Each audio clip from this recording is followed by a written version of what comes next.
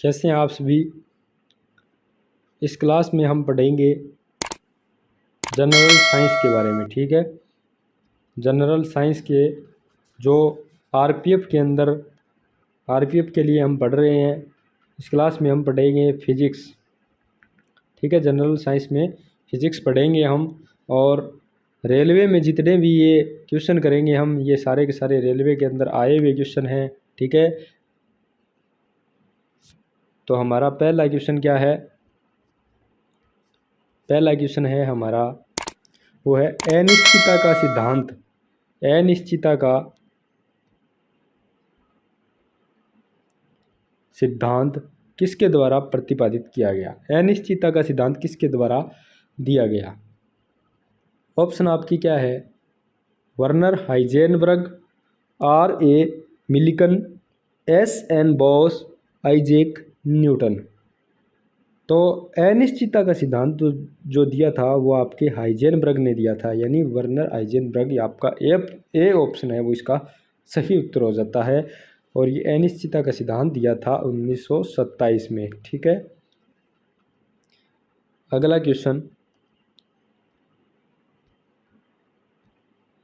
Question है संवेग ज्ञात करने का सूत्र। संवेग, वेग में परिवर्तन की दर को संवेग कहते हैं, और द्रव्यमान और वेग का गुणनफल है वो संवेग के बराबर होता है, यानी संवेग P बराबर द्रव्यमान यानी m गुणा, ठीक है, मैं नीचे लिख देता हूँ, द्रव्यमान इंटू वेग, एक मिनट इधर, इंटू वेग v। ठीक है, तो द्रव्यमान इंटू वेग हो जाएगा। द्रव्यमान इंटू वेग आपका कौन सा ऑप्शन है? डी ऑप्शन इसका सही उत्तर हो जाएगा। ठीक है, अगला क्वेश्चन है एसआई पद्धति में 10 की पावर -18 का उपसर्ग है। 10 की पावर -18 को क्या बोला जाता है? ऑक्टो बोला जाता है। ठीक है, ए ऑप्शन जो इसका आपका सही उत्तर हो जाएगा, ऑक्टो।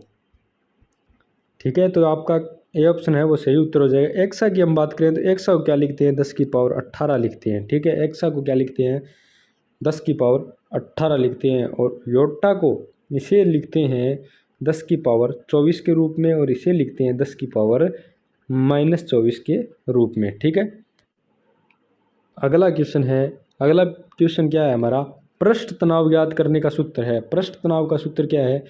पृष्ठ तनाव का सूत्र क्या है? पृष्ठ तनाव का जो सूत्र आपका होगा वो बल बटे लंबाई होगा, यानी सी ऑप्शन इसका आपका सही उत्तर है।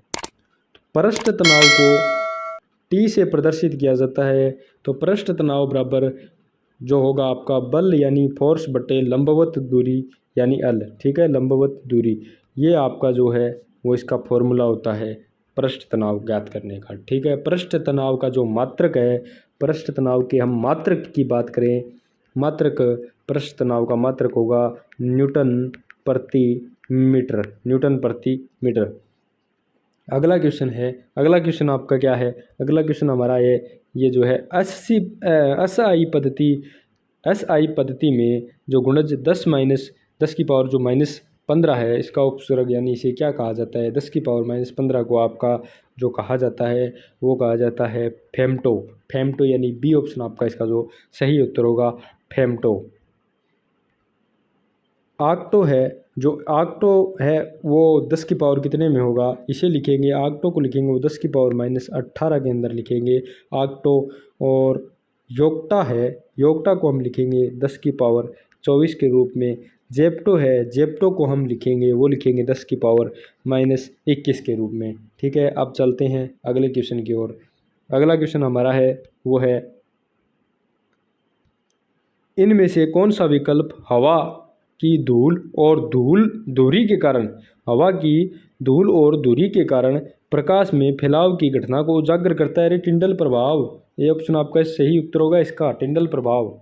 ठीक है, अगला क्वेश्चन क्या है? अगला क्वेश्चन आपका है वो है न्यूटन के दूसरे गति का जो नियम है, न्यूटन के जो दूसरे नियम है गति का, उसके अनुसार किसी वस्तु पर कार्य करने वाले बल का मान और गुणनफल द्वारा प्राप्त किया जाता है। यानी किन किन के गुण, जो बल का मान और किन किन के जो गुणनफल है उनके द्वारा प्राप्त किया जाता है। सामग्री विस्थापन, सामग्री या फिर विस्थापन, इनके गुणनफल के द्वारा बल का मान प्राप्त किया जाता है, या फिर आपका जो गति या त्वरण के गुणनफल से किया जाता है, या सामग्री और त्वरण से, या सामग्री और गति से। तो इसका जो आपका पहला इसका जो सही उत्तर होगा वो आपका सी ऑप्शन होगा, सामग्री और त्वरण के गुणनफल से। ठीक है, अब इसमें आपका जो है बल बराबर क्या होगा, बल बराबर द्रव्यमान इंटू त्वरण होगा। ठीक है, अगला क्वेश्चन आपका क्या है, अगला क्वेश्चन आपका जो है वो है ध्वनि की गुणवत्ता इसकी द्वारा निर्धारित की जाती है। यानी किसके द्वारा, जो ध्वनि गुणवत्ता है वो किसके द्वारा निर्धारित की जाती है? लहर की लंबाई के द्वारा, वेव की अवधि के द्वारा, फ्रीक्वेंसी के द्वारा, या आयाम के द्वारा। तो ये जो ध्वनि की जो गुणवत्ता है वो आपकी फ्रीक्वेंसी के द्वारा जो है निर्धारित की जाती है। तो सी ऑप्शन आपका इसका जो सही उत्तर हो जाएगा। अब किसी तरंग के द्वारा 1 सेकंड में जो कंपन है, 1 सेकंड में किए गए उत्पन्न कंपनों की जो संख्या है उसको आपका जो आवृत्ति कहा जाता है, यानी फ्रीक्वेंसी कहा जाता है। आवृत्ति या फ्रीक्वेंसी है वो v, छोटे v से डिसाइड कीजिए। इसका जो SI मात्रक होता है वो होता है आपका हर्ट्ज। ठीक है, SI मात्रक क्या होता है, हर्ट्ज होता है। आवृत्ति बराबर v बराबर 1/T। ठीक है, T इसका जो है आवर्तकाल होगा। अगला क्वेश्चन क्या है, अगला क्वेश्चन है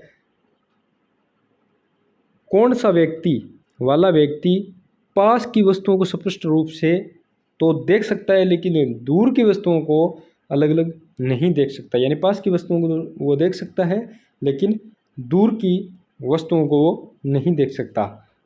मोतियाबिंद वाला, प्रेसबायोपिया वाला, हाइपरमेट्रोपिया वाला, या मायोपिया वाला। तो इसमें जो आपका होता है वो मायोपिया, इसका डी ऑप्शन इसका जो सही उत्तर होगा।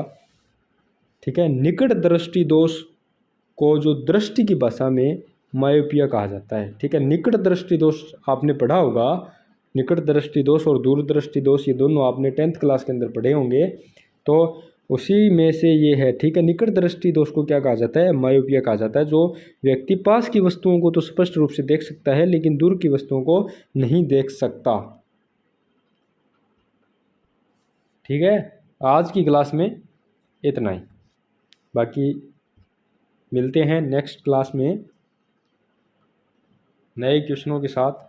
ये जो क्वेश्चन है वो सारे के सारे क्वेश्चन आपके हैं, वो आए हुए क्वेश्चन है रेलवे के अंदर। ठीक है, रेलवे में आए हुए क्वेश्चन है, आपने अच्छे से पढ़ लेना।